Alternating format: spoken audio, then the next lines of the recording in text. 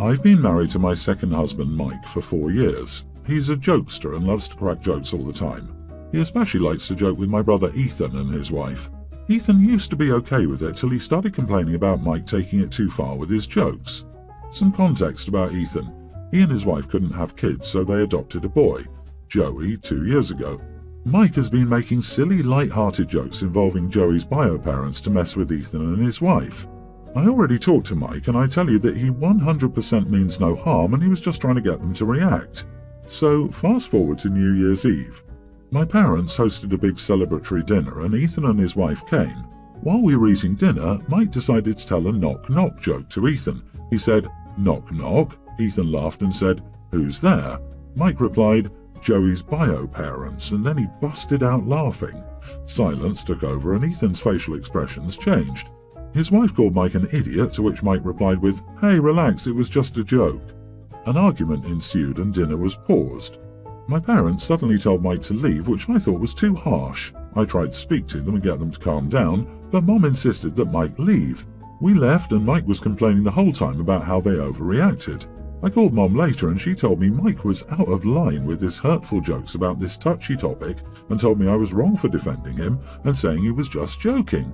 She said he ruined New Year for the family, but I told her it was she and Dad who ruined the celebration by escalating the situation and kicking him out. I told her he could talk to them, but again they were the ones who ruined the New Year's celebration. She called me delusional for this statement and hung up. We haven't talked to them for days. I tried contacting Ethan, but no response. Am I the idiot? Knock knock. Who's there? Mike is an idiot. Screw Mike. Wow, I don't know if I've read such an out-of-touch story ever. You are the idiot and so is your husband. Mike has been making silly, light-hearted jokes involving Joey's bio-parents to mess with Ethan and his wife. What the actual fudge? That is terrible. Teasing an infertile couple about their adopted child's bio-parents. I am mortified. He 100% means no harm and he was just trying to get them to react. The reaction is hurt. That's the reaction he's trying to get. Hurt. If it's not hurt, it's frustration or annoyance. It's crappy to purposefully make people feel hurt, frustrated, or annoyed for your own amusement. Toying with people's emotions is harmful. Think, OP, your husband likes to hurt people. It's nothing to do with jokes. Yeah, which part of this joke am I supposed to be laughing at? The part that mocks Ethan for not being able to have kids of his own? The part which your nephew heard may terrify him, thinking that he may get taken away by his bio-parents from the family he feels safe and secure at? Mike is lucky Ethan didn't knock him the heck out. He deserves it. Thankfully, OP's parents have Ethan and his wife's backs. Geez, OP, you also don't sound too smart. Is your husband like 13 years old?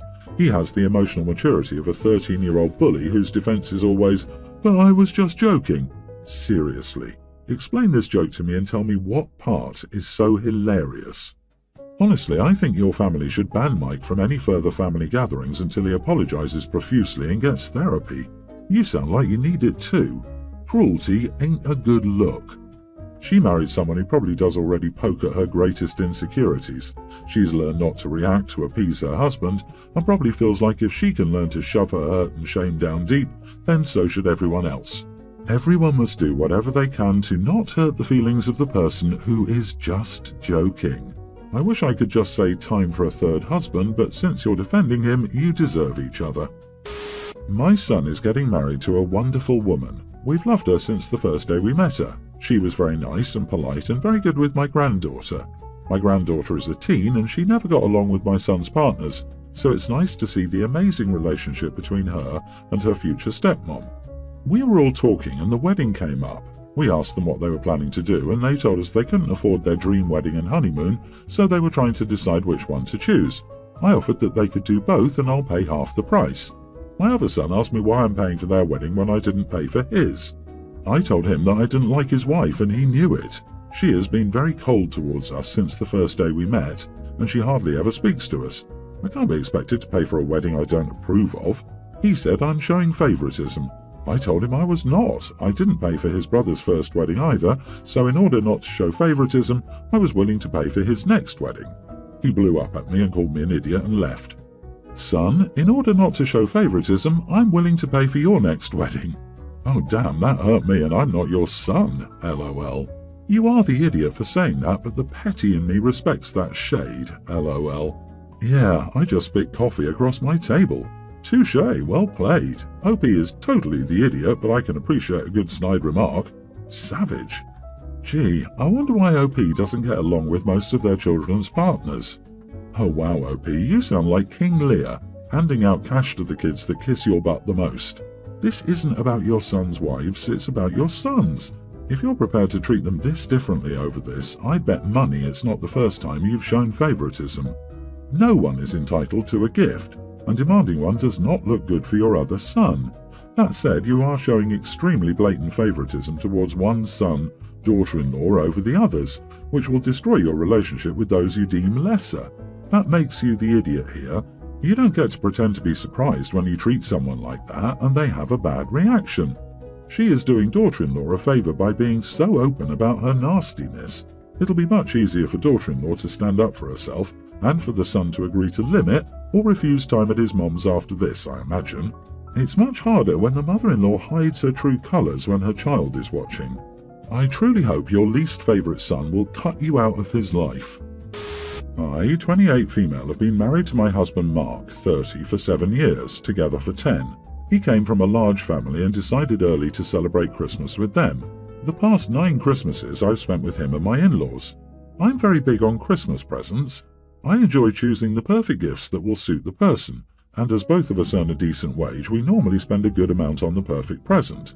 So, for the past 9 years, I've spent considerable money and time choosing the perfect presents for my in-laws. They always enjoyed them, however, when it was my turn to receive their presents, they always got me something really small and sometimes insulting. Over the years, I got cheap socks, under $2, with the receipt still attached, clearly opened and used man shower gel, discount codes for fast food meals, numerous £5 gift cards for different places where I don't even go to, one at a time, some presents I got them for other holidays that were clearly used beforehand, some weird knockoff clothes ordered from places like Wish, which are tearing apart and might only fit a child, and so on. In his family, there's a tradition that a different person opens all their gifts every year. This year it was supposed to be me, so I did my normal shopping and decided to also get small cheap presents too for my in-laws. I've packed both sets of presents in different boxes and put the main ones under their tree. The plan was to swap them for cheaper ones if I got the same presents again as in previous years. And of course I get used stuff again and a gift card for £5 to a local supermarket. So I swapped the presents right in front of them. When they opened them, they got insulted and started having a go at me for swapping the presents and demanded the proper ones, which I refused to give back and explain my reasoning, which they found stupid. Now, I want to point out that my in-laws are not struggling, and previously, they gifted their teen daughter's boyfriend a console when they'd been together for 3 months, and everyone else got significantly better gifts than me, even if I was in their family longer. Christmas ended early and we had to leave. My in-laws are calling me an idiot. Mark is trying to stay out of it, but he has said I shouldn't have done what I did. So, am I the idiot? Not the idiot, they had it coming. But bruh, it took you 9 years to finally do something about it. Just go with cheap stuff from then on. In fact, re-gift them the stuff they give to you each year. I was going to say that you're the idiot because gifts are not transactional, but holy moly, your in-laws suck. I love that you stood up for yourself. They clearly carry some weird grudge against you, and to be honest, if your husband doesn't see a problem with the gifts they give you, not a good look. So I swapped the presents right in front of them. Christmas ended early and we had to leave. This is why I will say everyone's the idiot here. These revenge stories just seem so draining. Imagine being an innocent family member or a +1 attending one of these holiday party crap shows. I'd be angry. The in-laws are idiots, but OP already knew what to expect. Why not just give them crap presents from the jump or decline to attend and have a peaceful holiday at home? The show and dance of swapping the gifts in front of them, at someone else's house no less, came across as tacky and was always going to ignite a fight. OP may have gotten their revenge, but was it really worth it? OP, you've got bigger problems than Christmas gifts. Yeah, your in-laws are jerks, but your husband is the real problem here. He should have stood up for you years ago and intervened with his parents about why they're demeaning you by giving only your crappy gifts. And in front of everyone, too. So mean and disrespectful. And what's up with your husband demanding that every Christmas is with his family? Do you get a say in any of this? I'd be having some intense conversations with my husband about boundaries, loyalty to the marriage and respect. Yep, OP's husband is the biggest problem here. He should have had a stern talk with his parents the first time this happened. OP shouldn't have had to deal with it at all. Instead, he's let his parents treat her like dirt for 9 years and then tells her she shouldn't have stood up for herself. It's time for her to talk seriously with her husband. My wife and I have been married for 3 years. Since we met, I've gone with her to a holiday party hosted by her and her best friend. It's a fairly large party that grows every year. This year I didn't attend. My wife is still pretty upset about why I didn't. 2 days before the party, I was notified my ex-fiancé had passed. I didn't know the details, but it hit me very hard. To be honest, towards the end of things, we didn't have the best relationship, and I'll spare those details. She had issues and had relapsed, which heavily influenced the ending of our relationship. I went through a lot of grief leaving her in that state. Maybe it hit me because I felt like I didn't do enough to help her. In any case, I was pretty down and didn't feel like socializing, so I told my wife I was going to skip the party. When I was first notified, I told my wife, to which she said, "I'm sorry, are you okay?" I thought she would understand my reasoning, but she did not. She was quite offended. I was bothered enough about my ex that I wouldn't feel up to her party. After the party, she came home and said, "I can't believe you're this upset about some junkie." I was honestly taken aback by her cold, callous attitude. My ex was a daughter, a mother, and a sister. She was somebody that was messed up in life. I spent the next several days putting on a fake happy face and tried not thinking about my ex. Over the weekend, I had more calls about the details involving her death, which further upset me. My wife, noticing something was off with me, asked if I still loved her, and is that why I'm devastated? She said it's weird how I'm mourning the loss of my ex when I haven't had anything to do with her in years.